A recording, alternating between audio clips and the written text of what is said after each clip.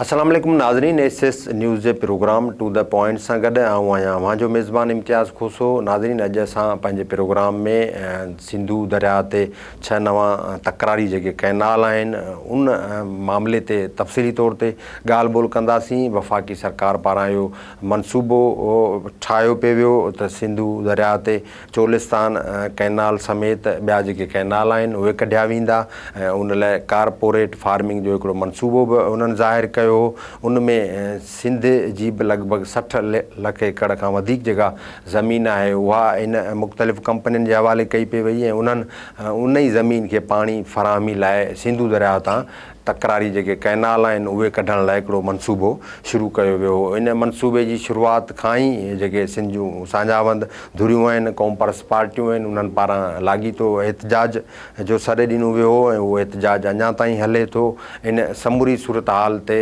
असां सां अवामी तहरीक जो जेको मरकज़ी सदर आहे वसंत हरी, उहो अॼु असां सां गॾु हूंदो। उन खां इन समूरी सूरत हाल बाबति ॻाल्हि ॿोल कंदासीं। अस्सलाम वालेकुम साईं।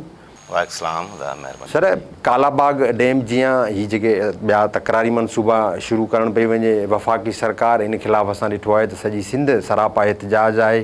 ख़ासि करे अवामी तहरीक जो बि पंहिंजो रोल रहियो आहे, छाकाणि जॾहिं कारपोरेट फार्मिंग जे हवाले सां मनसूबा शुरू थिया हुआ त पहिरीं अवामी तहरीक पारां ई इन मामले ते एहतजाज शुरू कयो वियो हो ऐं इहा एहतजाज जेको शुरू थियो उहो हाणे एहतजाज तहरीक में तब्दील थी वियो आहे। मुख़्तलिफ़ क़ौमपरस्त पार्टियूं बि एहतजाज कनि पियूं, सिंध जा साझावंद बि एहतजाज कनि पिया, पर उन बावजूद बि वफ़ाक़ी सरकार पंहिंजी होड ते क़ाइमु आहे ऐं उहो बज़ेदाए ते इहे तकरारी जेके कैनाल आहिनि उहे कढिया वेंदा। त इन समूरी जदोजहद जे हवाले सां ऐं इहे कंहिंजी रज़ामंदी सां कैनाल ठहनि था, इन हवाले सां असांखे तफ़सीली तौर ते आगाह कजो।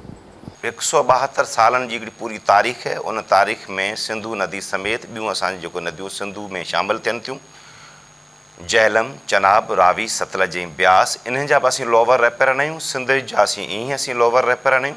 असांजी कंसेंट खां सवाइ मथीं को बि डैम कैनाल अॾेई कोन थो सघिजे।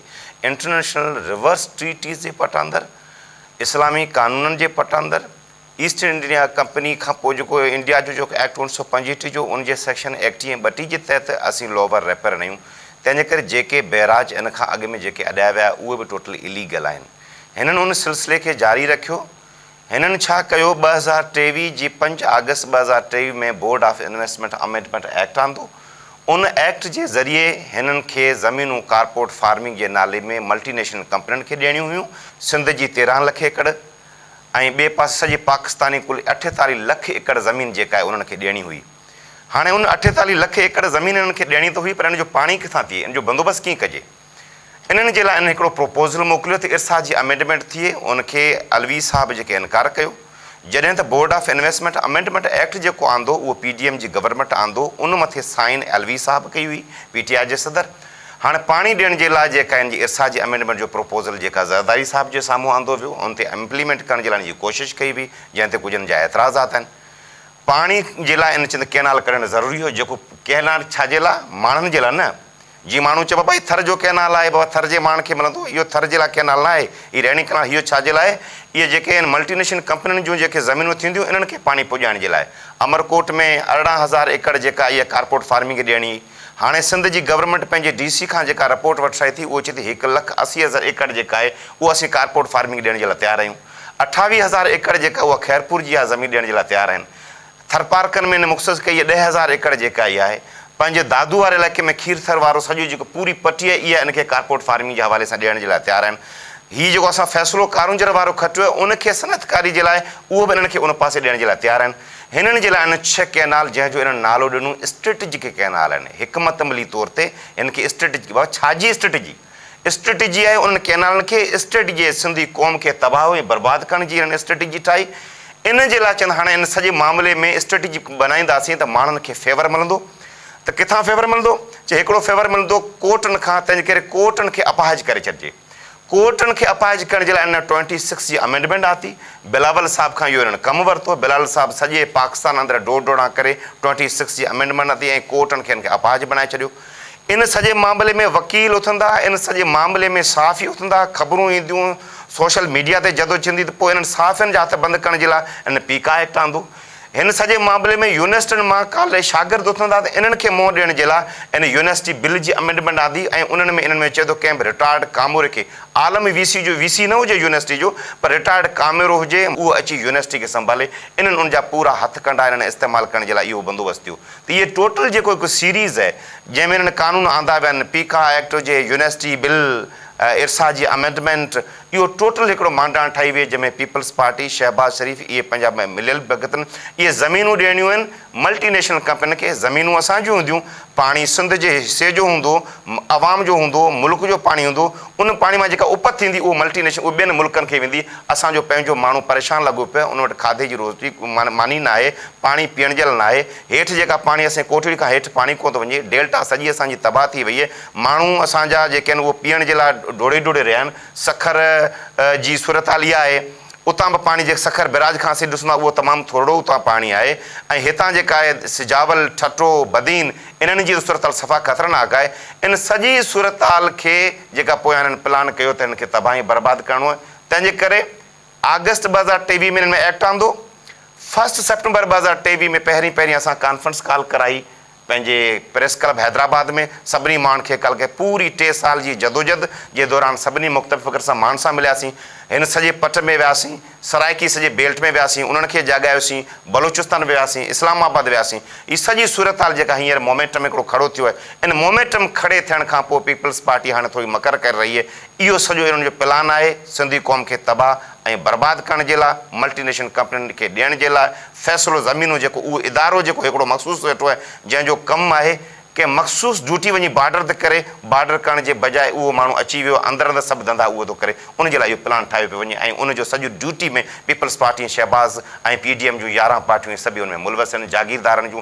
सरमाएदारनि जूं पार्टियूं सभु उन में मुलवस आहिनि। अच्छा तव्हांजी ॻाल्हि सां सहमत आहियूं पर तव्हां चओ था त पीपल्स पार्टी वफ़ाक़ सां भाङे भाईवार रही आहे पर पीपल्स पार्टी जो सदर आहे जेको वफ़ाक़ी हुकूमत जो हाणे सदर पाकिस्तान आसिफ ज़रदारी उन जॉइंट सेक्शन में चयो त असांखे हिननि कैनाल ते एतिराज़ आहे बिलावल भुट्टो ज़रदारी हाणे 46वीं वरसी ते उते शहीद ज़ुल्फ़िकार अली भुट्टो जी वरसी ते ख़िताबु कयो धुएंदार तक़रीर कई त भाउ क़ौम परस्त या ॿियूं जेके तंज़ीमूं आहिनि इहे सभु सुता पिया हुआ उन खां पहिरीं असां हिन पाणी वारे मामले ते एतिजाज रिकॉर्ड कयो ऐं असां ते हरूभरू जेको आहे उन्हनि खे सदर ज़रदारी फोबिया में मुब्तला थी विया आहिनि या माण्हू इन जे ख़िलाफ़ु हिकिड़ी साज़िश आहे असांजे ख़िलाफ़ु त पीपल्स पार्टी खे सिंध में जेको आहे ख़्वार ख़राबु कजे या दीवार सां लॻाइजे इन ते तव्हां छा चवंदो साईं?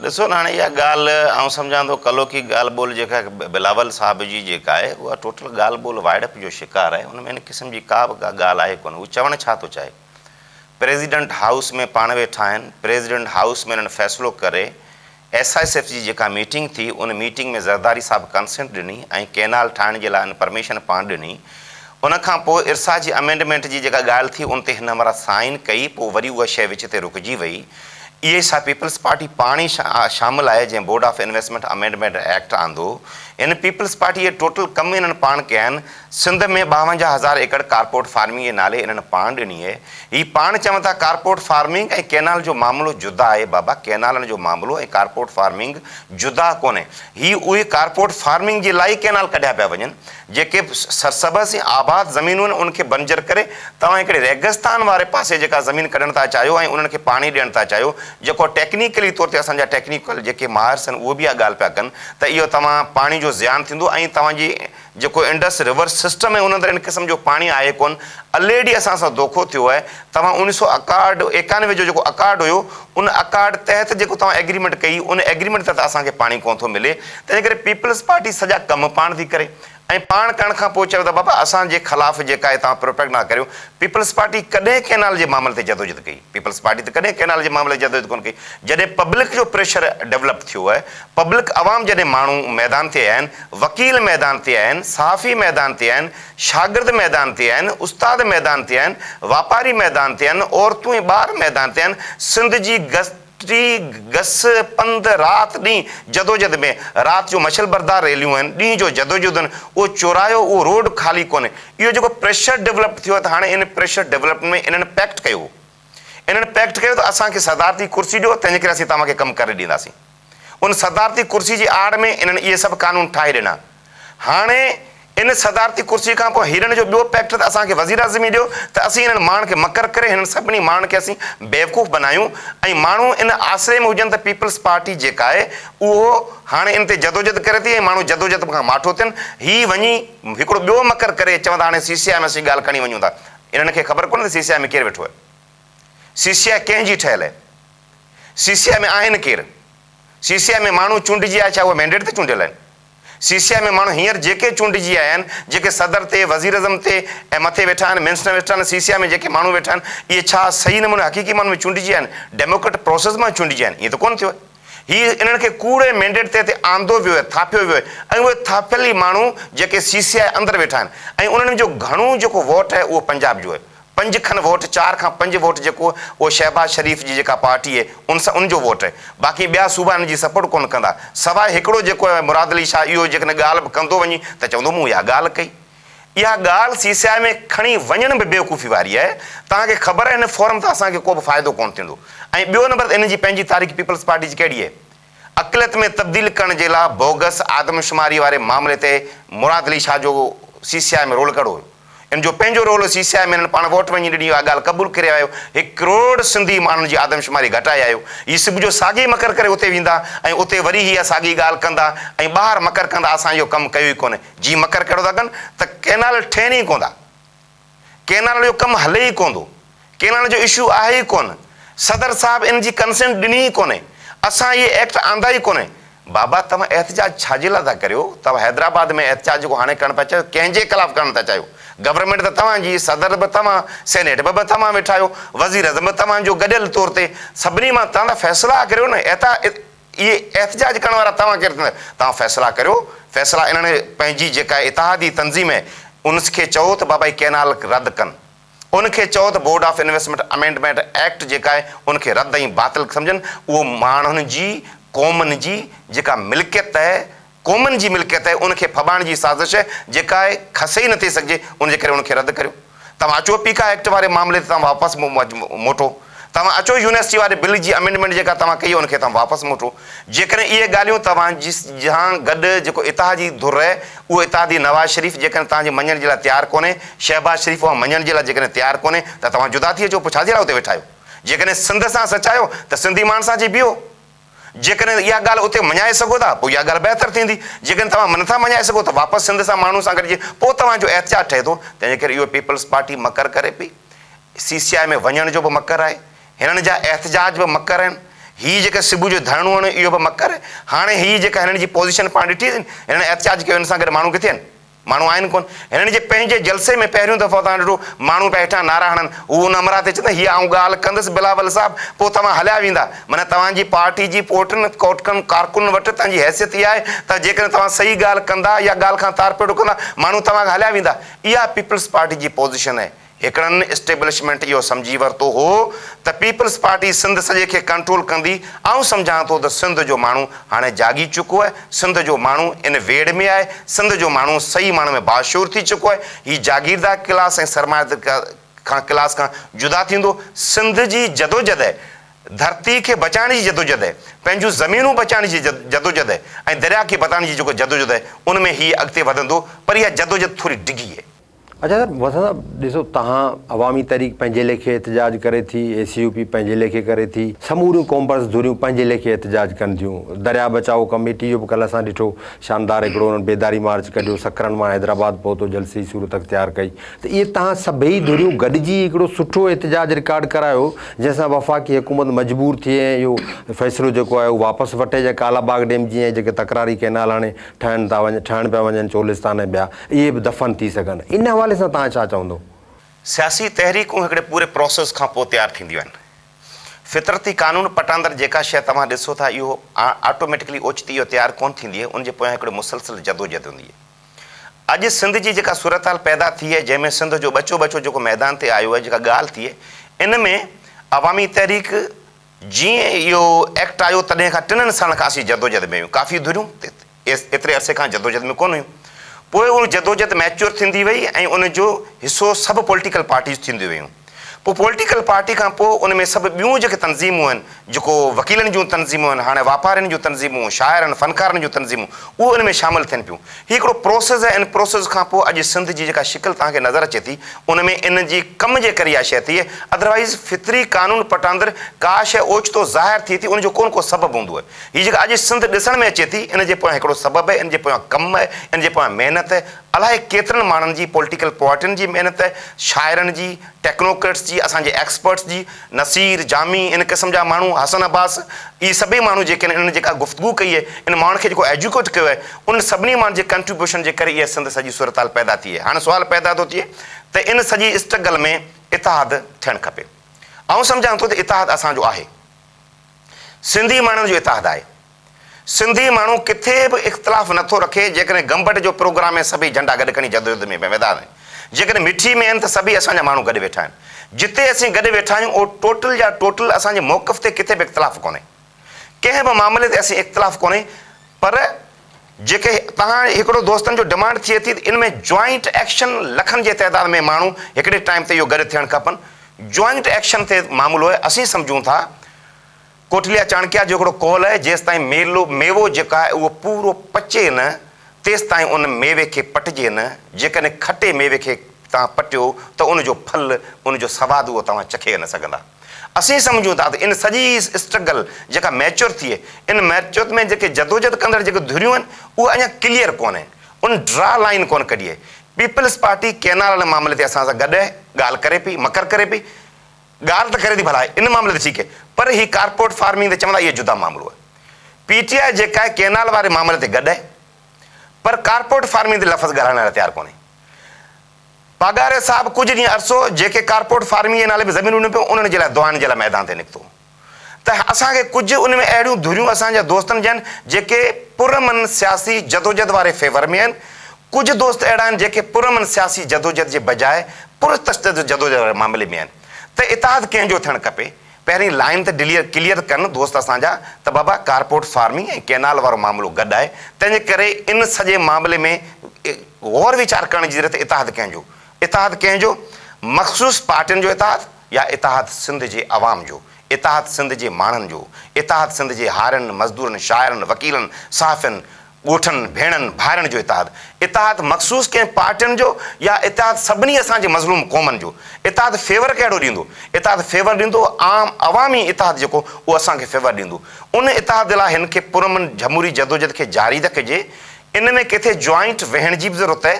जेकॾहिं किथे जॉइंट एक्शन जी मुनासिब सम्झंदासीं त उहो जॉइंट एक्शन करे वठंदासीं। तंहिंजे करे असांजा दोस्त जेके आहिनि, इन सॼी जेका एजुकेशन आहे, इहा जेका ॻाल्हि आहे, इहा जेका तइलीम आहे, इहा तइलीम इन सॼी सोसाइटी में इहो बि कनि त असांजो इतिहाद आहे, असीं गॾु आहियूं।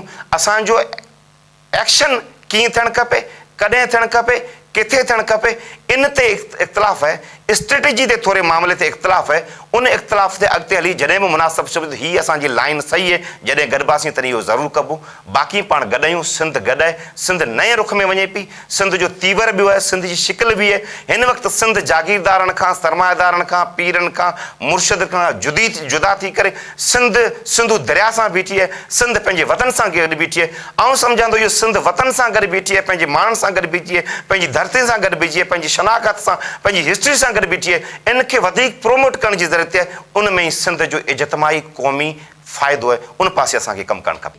अच्छा, आख़िरी सुवाल आहे मुंहिंजो वसंत साहिबु तव्हां खां, त हाणे सिंधवासी जाॻिया आहिनि, भरपूर नमूने उन्हनि जी स्ट्रगल हले थी त कैनाल वारो मनसूबो जेको आहे उहो दफ़न थियणु घुरिजे। त हाणे छा तव्हां सम्झो था त हीअ नतीजा खेज़ जदोजहद आहे ऐं आख़िर में वफ़ाक़ी सरकार मजबूर थींदी, कालाबाग डैम जीअं इहो मनसूबो बि दफ़न थींदो?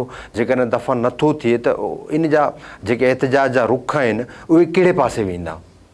ऐं सम्झां थो हीअ एॾा ताक़तवर कोन आहिनि। हिननि हीअ हली न सघंदा। हिननि गेम वॾी कई।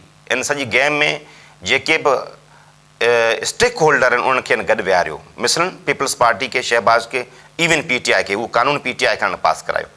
तंहिंजे करे हीअ सॼो मामिलो इहो, जॾहिं कालाबाग डैम वारे मामले ते बि हीअ साॻी धुरियूं उन्हनि सां गॾु वेठियूं हुयूं। पर सिंध जो ॿियो माण्हू उथियो, उन प्रेशर डेवलप थियण खां पोइ उन में जॾहिं प्रेशर डेवलप थियो ऐं पीपल्स पार्टी जी हुकूमत न रही त बेनज़ीर साहिबा अची इन सॼे मामले में जॉइंट असां सां गॾु वेठी ऐं रिज़ल्टेंटली इन खे बैक ते वञिणो पियो। जेको हींअर नफ़रत आहे, इहो रुॻो सिंध जी कोन्हे। असां सिंध जे इन स्ट्रगल में अॼु बि हज़ारें तइदाद मैदाद में आहिनि, हाणे बि अवामी तहरीक जा रैलियूं आहिनि। 13 तारीख़ ते मिठी में आहे, उन खां पोइ टंडे बागे में आहे, मेहड़ में, इन सॼे मामले में इहा रुॻी सिंध जी सूरत हाल कोन्हे। पर इन खां अलावा जेको सराइकी पूरो बेल्ट आहे, पंजाब वारे मामले में 12 तारीख़ ते चोलिस्तान जी कॉन्फ्रेंस आहे, दीपालपुर में 17 तारीख़ ते कॉन्फ्रेंस आहे। इहो सॼो पट आहे। बलोचिस्तान जा माण्हू, बलोचिस्तान जी जेका बार काउंसिल उन रेज़ोल्यूशन पास कया हुआ, जॾहिं सिंध बार काउंसिल कोन पास कयो तॾहिं उन रेज़ोल्यूशन पास कया। त इहा सॼी सूरत हाल जेका थिए पई, इहा वॾी प्रेशर थिए पियो। इन प्रेशर अॻियां आवाम अॻियां हीअ जेके वतन फ़रोश जेको टीम आहे, इहे बीह न सघंदी। इन्हनि जा मनसूबा ही पंहिंजे माण्हू पंहिंजे पुरमन जमूरी जदोजहद पंहिंजे पेरनि जे हेठां लताड़े छॾंदा ऐं पंहिंजी फतह थींदी।